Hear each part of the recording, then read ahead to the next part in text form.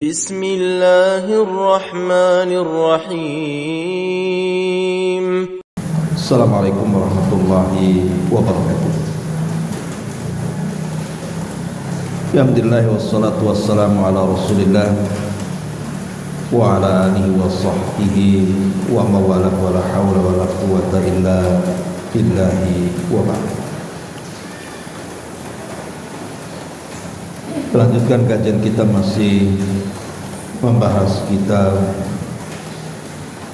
175 Jalan Menuju Surga karya Naib bin Mamduh Al-Sud hafizahullah ta'ala, dan kita masuk pada poin ke-10.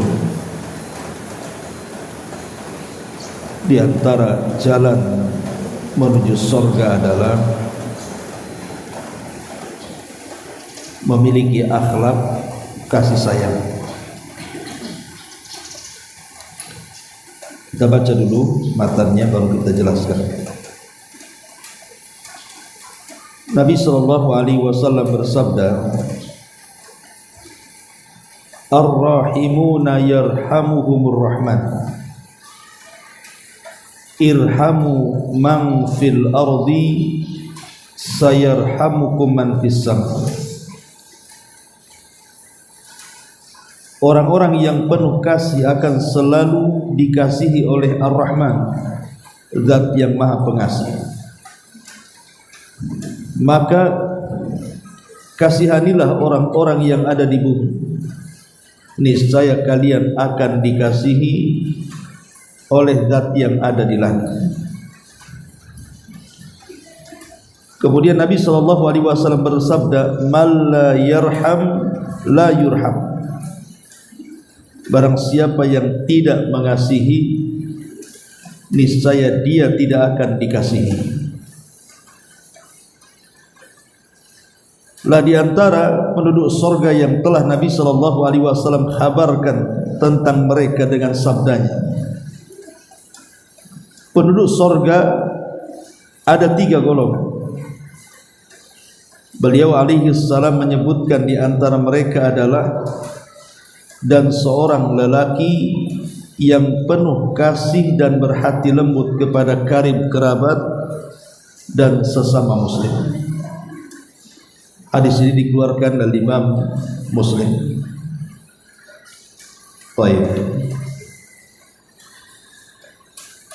Ma'asyiral muslimat yang dimuliakan Allah Subhanahu wa taala. Di sini pengarang ingin menjelaskan kepada kita di antara jalan menuju surga adalah berusaha kita berakhlak dengan akhlak kasih sayang.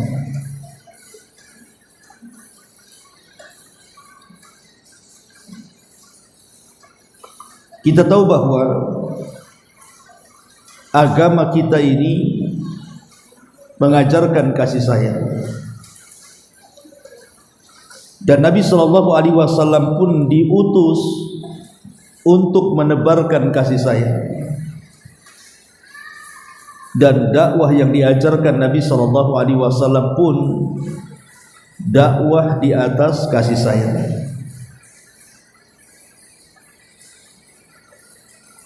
Kita akan menceritakan beberapa contoh kasih sayang Nabi SAW yang patut kita tiru. Karena bagaimanapun ada 3 ayat dalam Al-Quran yang menjelaskan bagaimana Nabi SAW itu memiliki sifat kasih sayang yang luar biasa. Pertama, surah Al-Anbiya ayat 107. Wa ma arsalnaka illa rahmatan lil alamin. Dan tidaklah kami utus engkau wahai Muhammad kecuali dalam rangka menebar kasih sayang di alam semesta. Kemudian surah Al-Imran ayat 159. Fabima rahmatin minallahi lintalam walau kunta faddan ghalidhal qalbi lan faddu min hawlik fa'fu anhum wastaghfir lahum. Karena rahmat dari Allah Subhanahu wa taala, maka berlaku lembutlah engkau wahai Muhammad kepada mereka. Sebab kalau engkau keras hati, mereka akan lari di sekitarmu.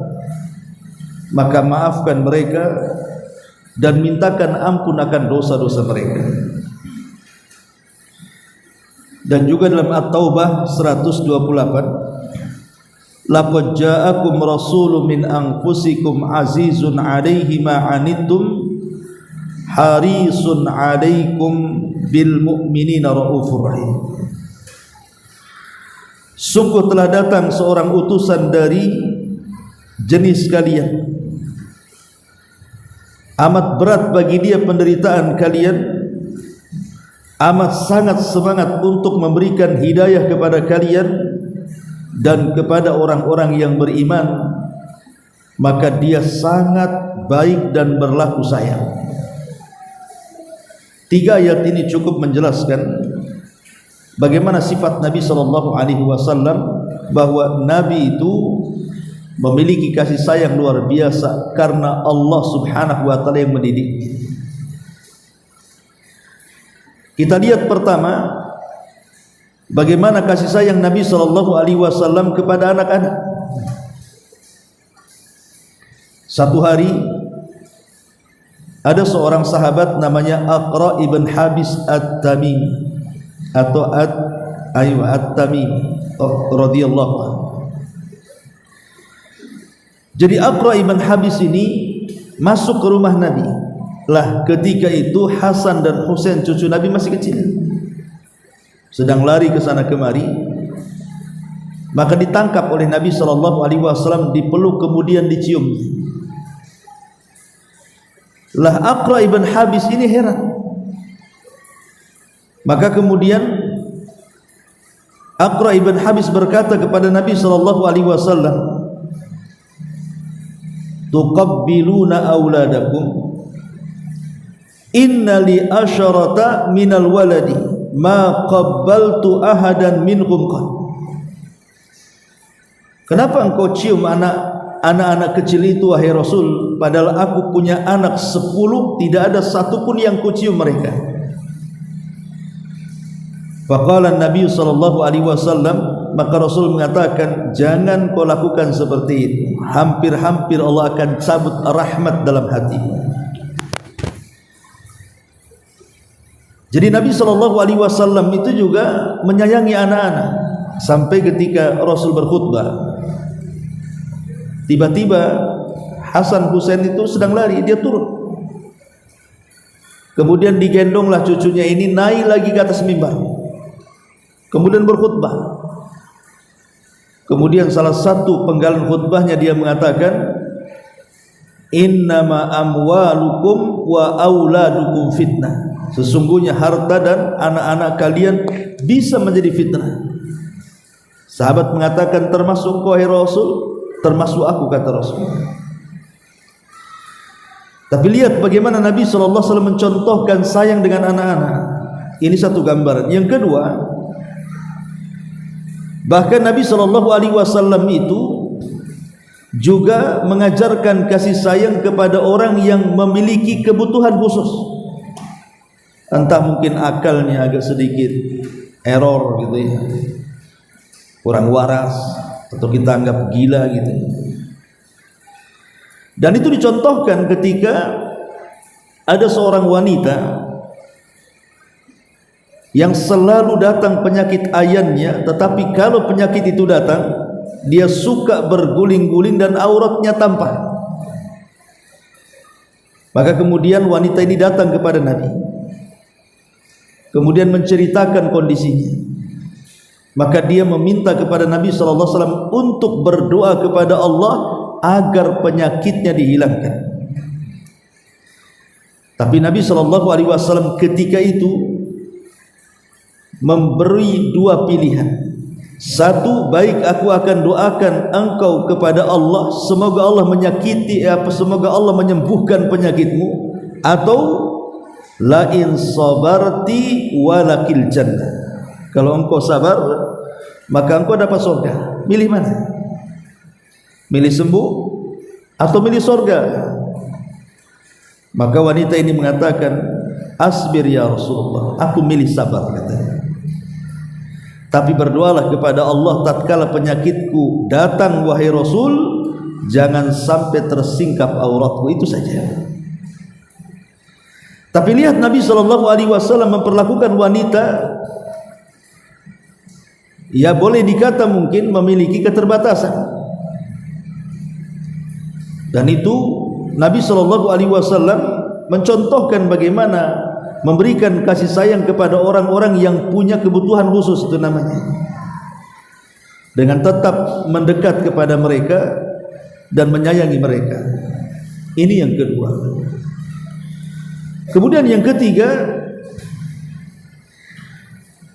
kasih sayangnya Nabi SAW bukan hanya kepada manusia, tapi juga kepada binatang.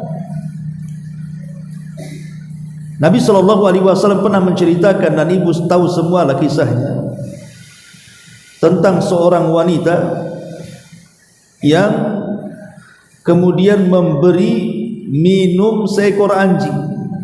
Wanita Bani Israel, seorang pezina, kemudian diilhamkan dia ingin tobat. Rupanya dia nyasar di tengah padang pasir sampai kehausan. Ketika kehausan, dia melihat ada sumur cukup dalam dan membahayakan kalau turun, kan? Tapi apalah daya, memang dia sedang haus, kalau tidak minum mati. Maka dia turun kemudian minum. Ketika kemudian naik ke atas sumur, dilihat pula ada anjing yang sama kondisinya dengan dia. Tumbuh rasa sayangnya, kasihan dengan anjing itu. Akhirnya dia turun, padahal itu sangat membahayakan. Kemudian diambil dengan susah payah air dalam sumur itu, kemudian naik lagi dan diberi minum anjing itu. Karena keikhlasannya, Allah hadiahi surga wanita itu. Tapi Nabi SAW ketika menceritakan kisah Israiliyat Bani Israel ini tentang seorang wanita di zaman dulu, Rasul ingin mempermisalkan bagaimana Islam itu tegak di atas kasih sayang walaupun kepada hewan. Walaupun kepada hewan. Terbukti Nabi SAW bersabda, innallaha katabal ihsan ala kulli syai'in, idza qataltum fa ahsinul qitlah wa idza dzabhtum fa ahsinudz dzibha falyurih dzabihatahu falyuhidda safratahu wal yurih dzabihatahu, kata Rasul.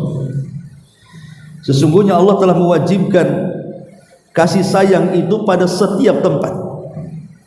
Apabila kalian hendak membunuh, bunuhlah dengan cara yang baik.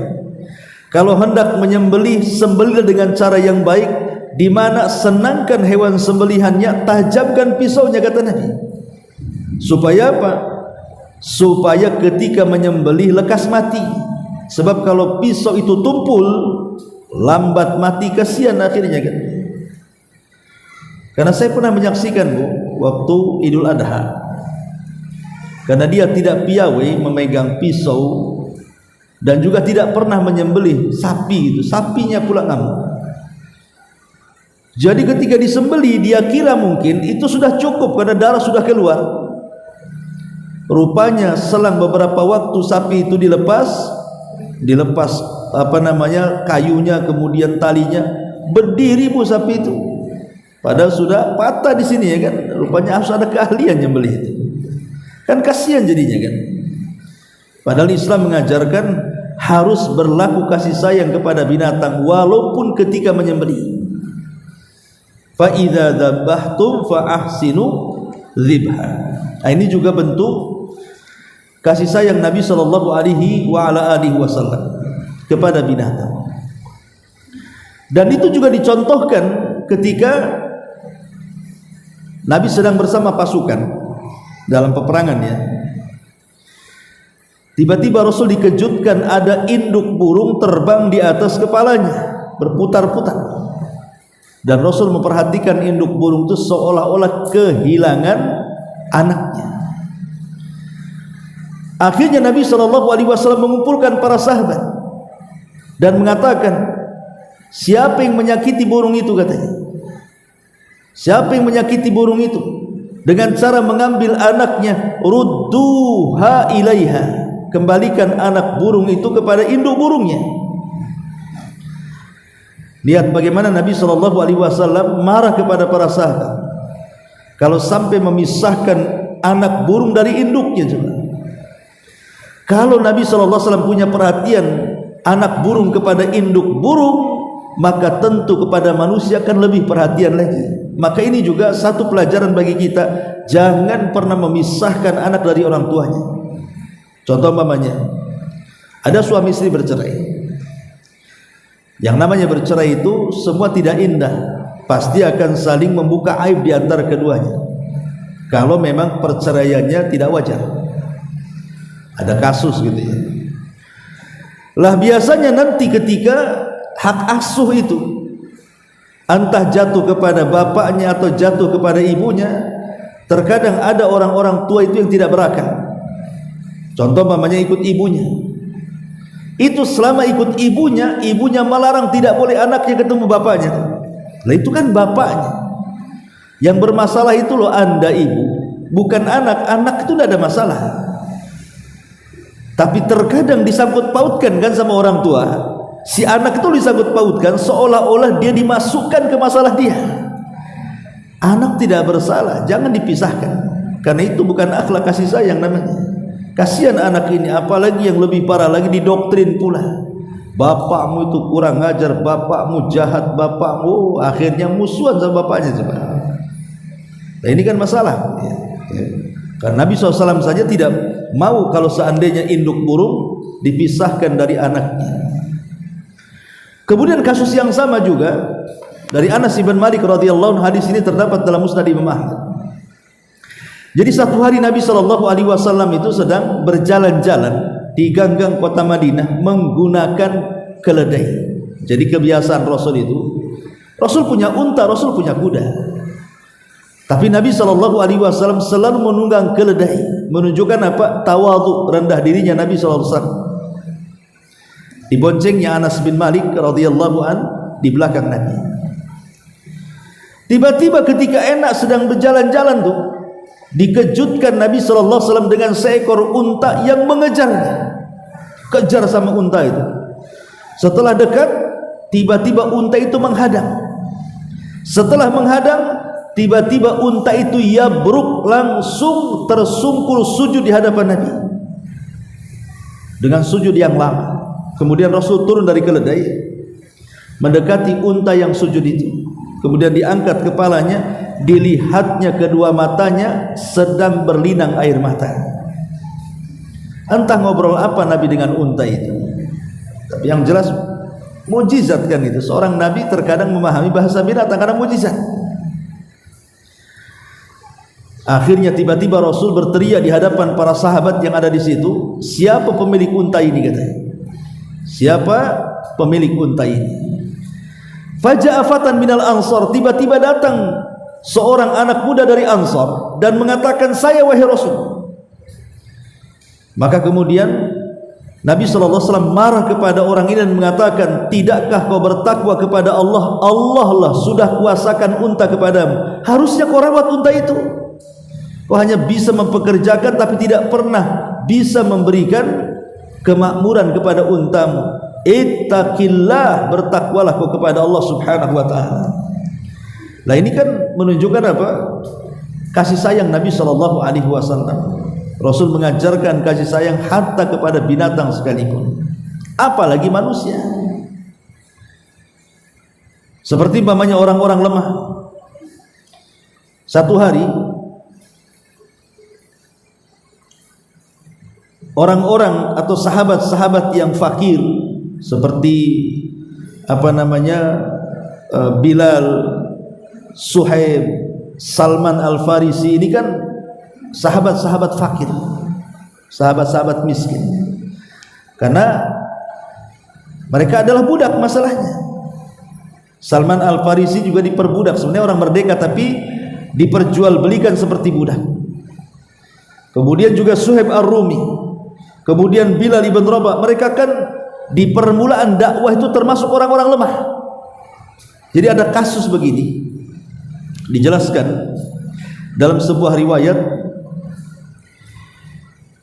Satu hari tiba-tiba kemudian Muawiyah ibn Qurrah dari A'idh ibn Amr anna Abu Sufyan ata ala Salman wa Suhaib wa Bilal fi nafari. Jadi ketika tiga orang ini, ada Salman Al-Farisi, ada Suhaib Ar-Rumi, ada Bilal bin Rabah, orang-orang lemah sedang duduk. Tiba-tiba Abu Sufyan lewat. Dengan sombongnya Abu Sufyan, ketika itu masih kafir Abu Sufyan itu, lewat di depan orang-orang lemah dari kaum muslimin ini. Karena emosi, seperti Bilal, kemudian Suhaib, kemudian Salman Al-Farisi ini akhirnya melontarkan kata-kata, di mana kata-katanya, wallahi ma akhadat suyufullah min unuki aduwillah ma khadaha. Demi Allah, tidak mungkin pedang-pedang Allah membiarkan kecuali akan meletakkan di leher-leher musuh-musuh Allah dan akan menyembelihnya. Lah ketika itu Abu Sufyan lewat, Abu Bakar lewat. Kan Abu Sufyan kan orang sudah tua, Bu. Tapi kan dia orang kafir masalahnya dan musuh Nabi. Jadi orang-orang lemah ini, Suhaib, kemudian Bilal, kemudian Salman Al-Farisi ini mengancam-ngancam Abu Sufyan dengan kata-kata seperti itu. Jadi Abu Bakar ini marah sama tiga orang ini dan mengatakan, kenapa kalian tidak berkata santun? Dia orang tua, walaupun musyrik gitu ya, walaupun kafir, kan dia orang tua gitu, hargailah, masa ngomong kayak gitu. Lah tiba-tiba kemudian Abu Bakar Siddiq radhiyallahu an dipanggil oleh Nabi sallallahu alaihi wasallam, kemudian mengatakan, ya Abu Bakrin la'allaka aghdhabtahum. Wahai Abu Bakar, kayaknya engkau sudah membuat mereka marah. Maksudnya Bilal, Salman dan Suhaib, kau sudah membuat marah mereka. Maka Abu Bakar Siddiq radhiyallahu anhu termenung. Ya, setelah itu dia merasa salah, akhirnya datang kepada tiga orang itu dan meminta maaf. Abu Bakar meminta maaf kepada Bilal, Suhaib dan Salman Al-Farisi. Nah dari situ bagaimana Nabi SAW membela tiga sahabat ini agar Abu Bakar datang kepada mereka minta maaf. Ini menunjukkan apa? Nabi mengajarkan kepada Abu Bakar itu kasih sayang kepada du'afa, kepada orang-orang lemah. Ma'asyiral muslimat yang dimuliakan Allah Subhanahu wa taala, termasuk juga Nabi sallallahu alaihi wasallam memberikan contoh kasih sayang dalam segala hal, termasuk juga dalam ibadah.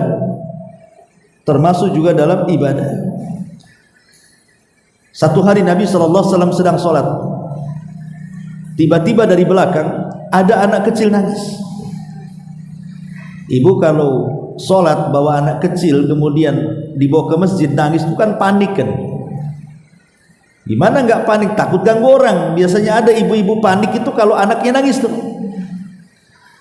Lah Nabi SAW tahu bahwa ada orang-orang tua itu yang panik, terkadang tidak bisa menghentikan tangisannya, makin kencang pula ganggu orang.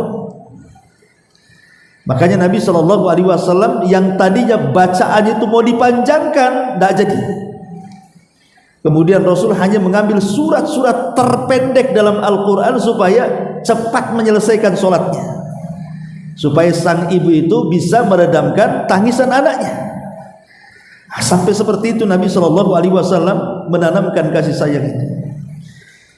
Bahkan kepada orang yang berbuat dosa saja Nabi itu sayang. Contoh mamanya, ada seorang laki-laki datang kepada Nabi SAW. Dia berkhalwat dengan seorang wanita dan dia merasa berdosa gitu ya, berkhalwat dengan seorang wanita itu, sehingga dia datang kepada Rasul dan mengatakan, ya Rasul, aku sudah berkhalwat dengan seorang wanita, kira-kira tobatku seperti apa? Maka Nabi mengatakan kepada anak muda ini, wahai fulan, tadi sewaktu sholat asar kau ikut jamaah denganku enggak? Kata anak muda itu, iya, aku ikut di belakang wahai Rasul. Maka Nabi SAW mengatakan, kalau begitu pergilah, karena dosa-dosamu sudah diampuni. Kemudian Rasul membacakan, innal hasanat yudhibnas sayyi'at, sesungguhnya kebaikan-kebaikan itu bisa menghapuskan keburukan. Lihat bagaimana Nabi menanamkan kasih sayang sampai kepada orang yang berbuat dosa. Dikatakan, tadi kamu sholat asar bersamaku, ya, kalau begitu pergilah, Allah sudah mengampuni dosamu, kata. Kenapa? Karena dengan sholat asar berjamaah itu kan sebuah kebaikan, dan kebaikan itu bisa menghapuskan keburukan. Luar biasa. Dan itu bentuk kasih sayang Nabi SAW hatta kepada orang-orang yang melakukan dosa.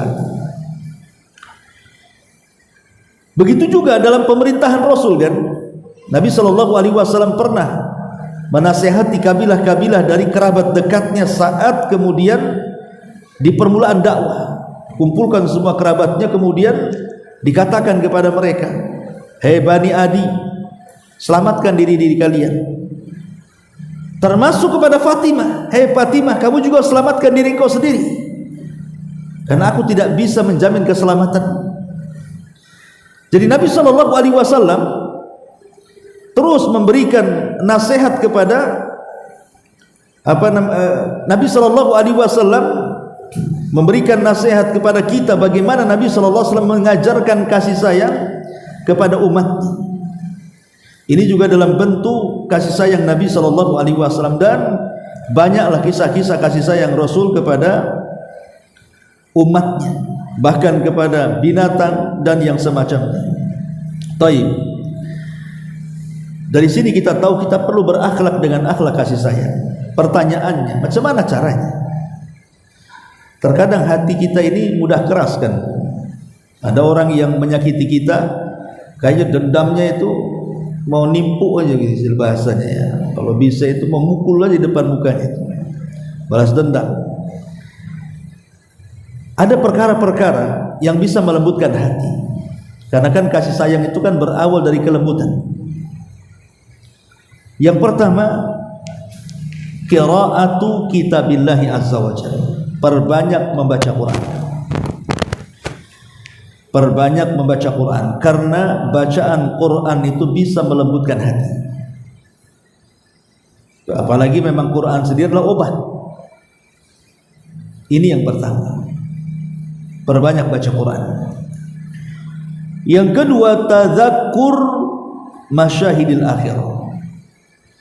Coba perbanyak ingat peristiwa-peristiwa yang akan terjadi di akhirat. Coba merenung.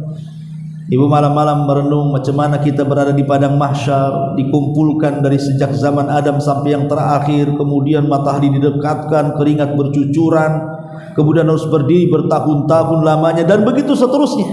Coba ingat akhirat. Makanya kenapa Nabi SAW itu menyunahkan seorang laki-laki untuk berziarah kubur, dan menyunahkan untuk perempuan ziarah kubur itu hanya sekali-kali saja. Nggak boleh sering kalau wanita ziarah kubur. Tapi kalau laki-laki sunnah. Alasannya Rasul dalam riwayat itu apa? Supaya lembut hatinya. Ya, jadi kalau ingin lembut hati, ziarah kubur. Pasti lembut hatinya. Kemudian yang ketiga, ma'rifatu sirati salafi salih. Kenali beberapa biografi dari kalangan para ulama salaf. Bagaimana kasih sayang mereka yang betul-betul dipraktekkan di tengah-tengah masyarakat. Termasuk juga sirah Nabi dan sirah para nabi sebelumnya. Kemudian yang keempat, ikhtilatu bid-du'afa wal masakin wa dzawil hajat. Biasakan berkawan itu, jangan memilah dan memilih. Terkadang ada orang yang karena dia mungkin mampu, berkawannya hanya dengan orang mampu saja. Karena dia kaya, berkawannya sama orang kaya saja. Maka ibu kalau berkawan dengan orang kaya selamanya hati tidak akan pernah lembut. Kenapa? Karena akan ada hasad terus dalam hatinya. Kok bisa ya dia bisa lebih kaya pula dari saya? Mobilnya baru beli, dari mana dia duitnya? Mulai dia hasad. Ya. Tapi bu, kalau berkawan dengan orang-orang yang di bawah ibu jauh derajatnya, boleh jadi mereka orang miskin, orang fakir, banyak kebutuhannya dan begitu seterusnya, maka di sini ibu akan lebih bersyukur lagi. Oh, ternyata ada yang lebih susah dibandingkan saya. Itulah maksudnya kita bergaul dengan orang-orang lemah, kemudian juga orang-orang miskin dan juga orang-orang yang banyak hajatnya. Kemudian juga di antara yang melembutkan hati adalah majalisul dzikri. Hadir di majelis-majelis zikir. Nah, seperti kita ini ngaji seperti ini itu majelis zikir namanya. Karena kapan lagi kemudian jiwa ini diberikan makanan secara rohani kan? Ibu badan sudah cukup lah, macam-macam makanan ibu makan kan. Tapi ruh itu kan juga perlu makan juga. Lah makanannya ruh itulah nasihat-nasihat, wejangan-wejangan, kajian-kajian. Sehingga terkadang dalam kajian itu bercerita tentang akhirat, tentang kuburan, tentang kematian, tentang tazkiyatun nafas, dan itu salah satu sebab bisa melembutkan hati. Ya, jadi hal-hal yang bisa melembutkan hati adalah hadir di majelis ilmu. Nah, ini juga di antara hal-hal yang bisa membantu lembutnya hati. Termasuk juga ma'rifatu jazair ruhamah. Ibu mengenal tentang akibat-akibat atau balasan-balasan yang Allah berikan kepada orang-orang yang mudah berkasih sayang. Bahwa balasan mereka itu luar biasa, akan diampuni dosa-dosanya. Makanya ketika Abu Bakar Siddiq radhiyallahu marah kepada siapa? Kepada Mistah. Mistah itu kerabatnya Abu Bakar. Lah Mistah ini ditanggung oleh Abu Bakar rumahnya, ditanggung oleh Abu Bakar makannya, ditanggung oleh Abu Bakar seluruh kehidupannya. Enak Mistah ini karena dia masih ada hubungan kerabat dengan Abu Bakar. Ketika terjadi hadisatul ifki, tentang penyebar luasan fitnah zina kepada Aisyah, Mistah pula ikut-ikut memfitnah. Harusnya kan dia membela kan keluarga masalahnya. Tapi setelah kemudian turun surah An-Nur ayat 1-9 menunjukkan bebasnya Aisyah tidak berzina dengan Safwan ibn Mu'attil, seorang sahabat, maka kemudian Abu Bakar pun marah. Kan apa saya bilang, anak saya bersih, tidak selingkuh. Kalian yang nuduh-nuduh itu awas, kata Abu Bakar. Lah salah satunya Mistah, karena masih keluarganya kan, di stop sama Abu Bakar apa? Uang bulanannya, sehingga dia cari makan sendiri. Dan ketika itu sulit cari makan. Akhirnya ketika kejadian itu turun ayat, tidak boleh seseorang itu bersumpah untuk tidak memberikan sesuatu kepada fuqara wal masakin hanya karena sakit hati, bahasa kitanya, enggak boleh. Tapi falyasfahu falyafu wal yasfahu, hendaklah engkau maafkan, hendaklah berlapang dada, karena dengan itu Allah akan ampuni dosa-dosamu. Itu bagaimana? Di sini Abu Bakar ditegur supaya mengajarkan kepada kita satu kasih sayang dalam hidup ini. Kemudian juga di antara pendorong-pendorong yang bisa menjadikan kita ini berakhlak dengan akhlak kasih sayang adalah at-tarbiyah, tarbiyatul abna ala hadzal khuluqil azim. Jadi ibu mentarbiyah anak kita itu sejak kecil akhlak kasih sayang itu, supaya kalau sudah besar dia sayang dengan kita. Anak itu kalau dididik kasih sayang sejak kecil, lama-lama kan dia sayang dengan orang tuanya. Tapi kalau orang kemudian anak itu sudah dibuang sejak kecil, ditaruh di panti asuhan, dikasihkan orang, itu kalau sudah besar dia dibuang orang tuanya, dendam tuh kadang-kadang kalau anak tidak punya agama. Ya, jadi inilah diantara sebab-sebab, termasuk juga berdoa kepada Allah Azza wa Jalla. Karena yang membolak-balikan hati kita kan Allah. Maka minta kepada Allah agar dilembutkan hati kita. Nah, ini diantara cara-cara kita supaya mendapatkan atau berakhlak dengan akhlak kasih sayang. Nah, di sini mu'alif pengarang hafizahullah taala ketika menjelaskan keutamaan kasih sayang di sini, beliau membawakan dua riwayat. Pertama, riwayat yang dikeluarkan Imam Tirmidzi dan dihasankan oleh Syekh Albani, irhamu ar-rahimuna yarhamuhumur rahman. Orang-orang yang penuh kasih itu, maka mereka akan dikasihi ar-rahman. Al-jaza min jinsil amal, ya, balasan itu sesuai dengan balasannya. Jadi kalau kita sayang dengan penduduk bumi, maka penduduk langit akan sayang dengan kita. Mafhumnya apa? Kebalikannya. Berarti kalau kita hilang rasa sayangnya, berarti makhluk yang di langit mengutuk kita. Naudzubillah. Dari sini Rasul mengatakan, irhamu man fil ardi sayarhamukum man fis sama. Cintai orang-orang yang di bumi, maka yang di langit akan mencintai kalian. Man la yarham la yurham. Barang siapa yang tidak memiliki akhlak kasih sayang, maka dia tidak akan diberikan kasih sayang. Naudzubillah. Ma'asyiral muslimat yang dimuliakan Allah Subhanahu wa taala, lah kasih sayang ini adalah diberikan daripada rahmat Allah Subhanahu wa taala. Allah itu memiliki 99 rahmat kan? Allah memiliki berapa? 99 rahmat. Yang satu rahmat itulah Allah turunkan ke bumi, yang 98-nya Allah simpan di sorga. Coba ibu perhatikan, satu rahmat yang Allah turunkan, kasih sayang Allah yang Allah turunkan ke bumi itu, yang satu itu sudah cukup. Anak sayang dengan orang tuanya, orang tua sayang dengan anaknya, orang sayang dengan kerabatnya, sayang dengan orang-orang yang dicintainya, sayang dengan teman-temannya. Padahal cuma satu rahmat tuh.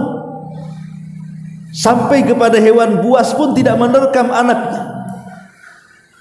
Buaya tidak pernah menerkam anak buayanya. Harimau tidak pernah menerkam anak harimaunya. Mereka juga diberikan insting kasih sayang kan? Bukan hanya manusia dan binatang saja. Padahal yang diturunkan kasih sayang Allah itu cuma satu. Bagaimana kalau kita ini masuk sorga, sementara kasih sayang Allah di sorga itu digabungkan satu di dunia dengan 98 kasih sayang Allah kepada kita di akhirat. Betapa luar biasanya. Satu saja sudah orang bisa bersayang-sayang. Macam mana pula 99 kan itu. Maka kasih sayang itu bagian daripada rahmat Allah Subhanahu wa taala, dan hiasilah kalau bisa setiap hari itu dengan perasaan kasih sayang kepada siapapun, orang tua, tetangga, pasangan, anak-anak, kaum muslimin, hatta orang kafir sekalipun, kepada binatang, dan begitu seterusnya. Wallahu alam bisawab. Saya ada acara di luar, mungkin sampai di sini saja, tidak ada tanya jawab. Saya tutup. Subhanallah bihamdika, asyhadu an la ilaha illa anta, astaghfiruka wa atubu ilaik. Wallahu ta'ala alam. Assalamualaikum warahmatullahi wabarakatuh.